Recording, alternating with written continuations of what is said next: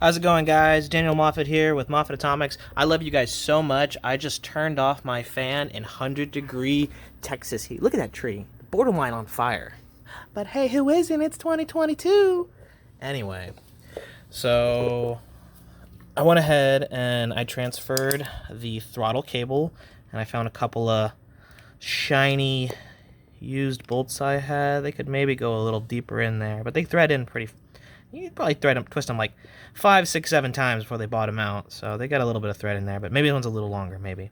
But yeah, you can go ahead and see. There's the little thing in there, and this is when you give the throttle a twist rather.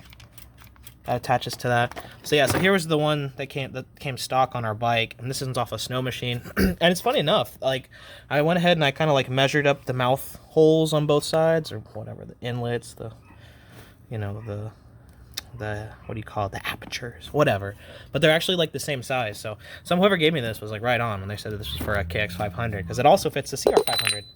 This is actually the CR500 one, and I just for teehees and tahas, I twisted it on the top of this snowmobile one, and they actually are the same size. So that's why the cable transferred really easily. It just comes out of this little thing. There's like a little, you push it through, and you see there's like a little one-way channel in there, and the cable's got like a little like ball on the end. So you just push it through and it slips in, and then when it pulls up, it's like the ball gets caught and it doesn't like slide out. So this is the slide for the flat carb. This is the one for the snow machine. So yeah, here's the spring that kind of like goes between the cap. That other one was just clean. I've been carrying it for years for my KX500 project. It's really coincidental that it fits our CR500 because we're gonna get the hear it scream. Okay, gotta calm down. But okay, so now what are we doing? So now, okay, yeah. So over here you can see we've already got our boot on, our intake boot. Okay, so now we're in the process. We just cleaned up this little clamp. This is what the guy had on it when I bought the bike. Seems to be a pretty nice clip, so I cleaned it up and oiled it. So we're just gonna go ahead and I guess I'll just pull this off. Now I don't think this is the original intake boot for this bike, but this is what the guy gave it to me with. And I say that based on the fact that the water pump seals were worn out. And I don't know, otherwise Honda just makes like some of the best rubber around, at least for their intake boots, because that would make this intake boot like about 35 years old. I'd just be surprised, because my 96 KX500, the intake boot on that bad boy, a much newer bike, was a lot more disintegrated. Like you can almost, there's big cracks in it.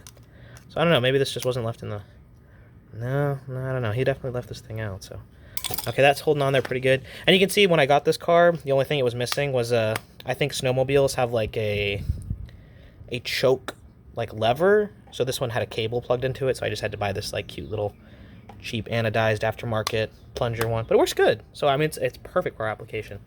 So now we're gonna come over here, and we've cleaned our, ooh, I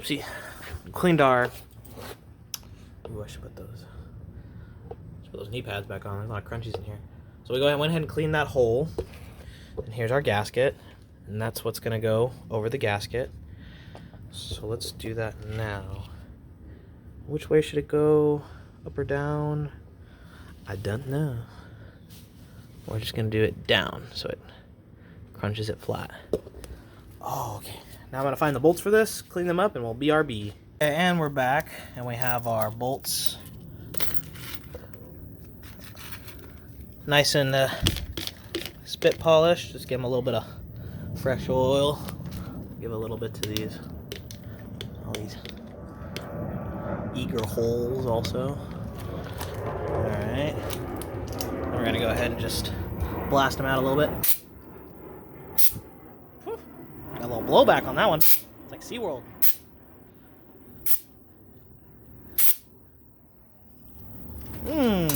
Misted oil.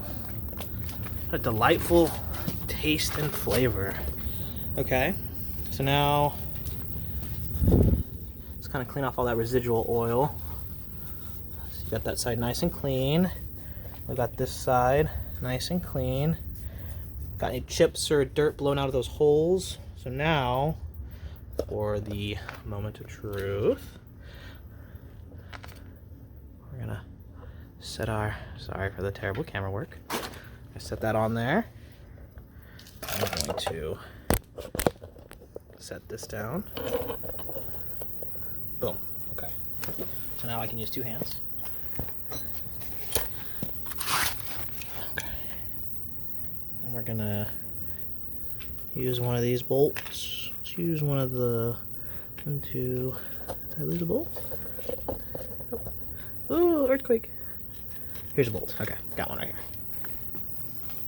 We're just gonna feed it through. Put the gasket through the hole. And we're gonna bring it around town. Move that out of the way.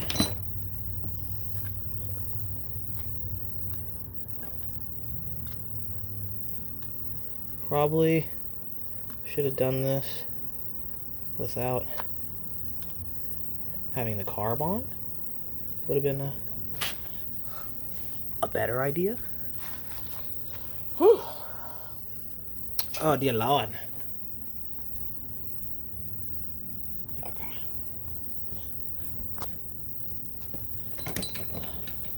Okay, there. That's kind of less pinned now. Let's try to thread some more of these bolts in. Line this, make sure this thing is lined up properly. There's another instance where you just kind of want to like hand thread things, because you know we got a little tension on some of these bolts in some places because we're kind of putting this boot on with the carburetor already attached. It's just doable, but you know, it's bulkier and you run more risk of accidentally cross-threading your bolts. Yeah, this is a great instance where this bottom one. But as long as these bolts are there's no bottoms to these holes. They go all the way through. Like there's a hole in the backside, so that's why it's okay that we're using probably not. My guess would be that these are probably not the bolts that originally came out of this. I mean, some of them might be, but I've noticed that some are a little longer than others. And that's okay, you know? Just as long as it has enough thread length to bite into the threads of the casting. Oh yeah, let's see. Yeah, okay, so we're gonna have to loosen the carb at very least because the carb's in the way of this last bolt going on. Sploops! You know, it also might help if we had installed the reed valves, you know, just maybe. So we're gonna go ahead and take that carb back off. Okay, so we went ahead and undid all that stuff we just did. This is what happens when you get excited, folks. So we are going to put that back on, but we're going to put it, oh yeah, it's all coming together over that. Then we'll take our bolt, and we went ahead and took our intake boot off. And I've noticed that this only fits on here one way really well, so yeah, I think that's the way it goes. So okay, so now we have gasket. We got gasket, we have the reed valve, the one-way reed valve, and then we have the intake boot. So now we're going to go ahead and run a bolt through the top. Yeah. And we're going to do exactly what we did before, except a lot more successfully. It's okay, we already did the hard part, which was kind of washing the bolts off. And so okay, so we're just gonna go ahead and reinstall all these bolts, and I'll bring you back. Boy, I'll tell you what, this heat is certainly cooking my brain. I just noticed I just installed this on upside down, so give me 1 second. Alright, third time's a charm. Boy, I sure love making simple things overcomplicated. So we're gonna go ahead and do the same thing that we did when we were assembling the motor. And we're just gonna kind of snug these up just loosely with a socket. Just, you know, do a star pattern. That's what you feel like you need to do. and just kind of go in a circle. Cool. And now I'm just gonna put a little tiny bit of tension on them with the old ratchet. Do the old lefty loosey, righty tighty for my dyslexic brethren out there. And then yeah, just kind of,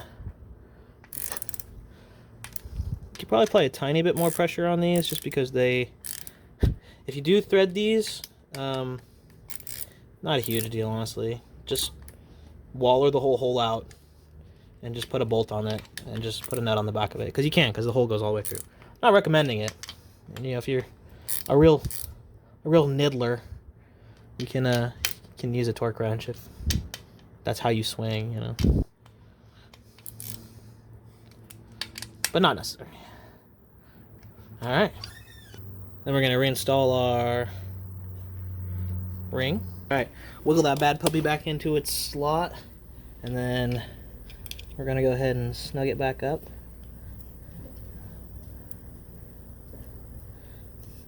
And then we're gonna look for a set of handlebars.